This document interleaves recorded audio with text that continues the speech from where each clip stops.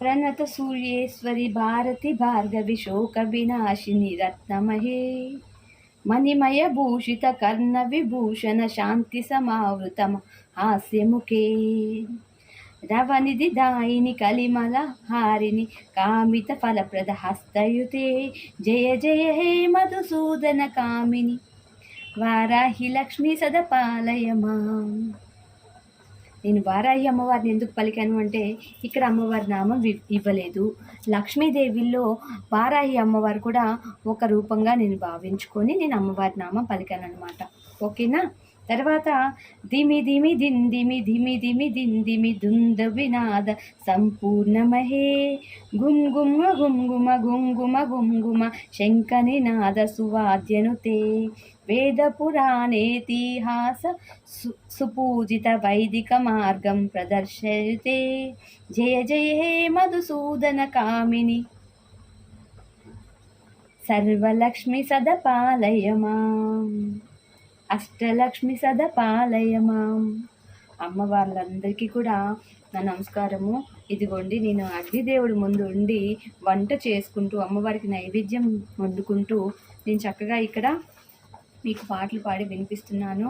నా తప్పిదాలు ఉంటే క్షమించండి, అమ్మ క్షమిస్తుంది తప్పకుండా. మీరే కొద్దిగా ఆలోచిస్తారు, మాకు పాటలే రావట్లే, అమ్మవారి కాడ స్తోత్రాలే రావట్లే, ఇవేం చెప్పిద్దండి మాకు గవ్వలేసి.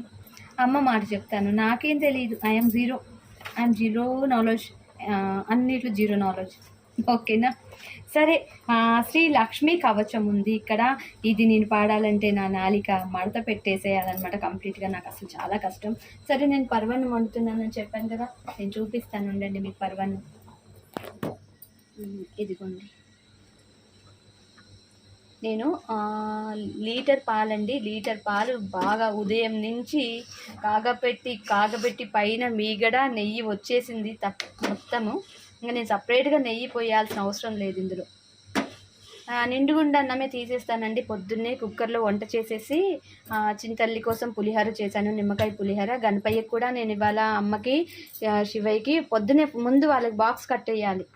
తర్వాత ఆ బాక్స్లోనే అప్పుడు కొంచెం పరవన్నం కోసం అన్నం పక్కకు తీస్తాను, నిండుగుండ అన్నము, కొంచెం అన్నం పులిహోర నిమ్మకాయ పులిహోర కలిపి గణపయ్యకి అమ్మకి శివయ్యకి పెట్టేసి చింతల్లికి తినిపించేసాం. ఇంకా బాక్స్ కట్టేసి ఆమెను పంపించేసి రాజరాజేశ్వరమ్మని శివయ్యని దర్శనం చేసుకొని వచ్చేటప్పుడు పూలు తీసుకొని అమ్మవారికి పూలు అలంకరించేసి ఇదిగోండి అమ్మకి పరవన్నం చేస్తున్నా. మీరు అందరూ కాల్స్ చేస్తున్నారు, ఈ టైంలో నేను మాట్లాడలేను.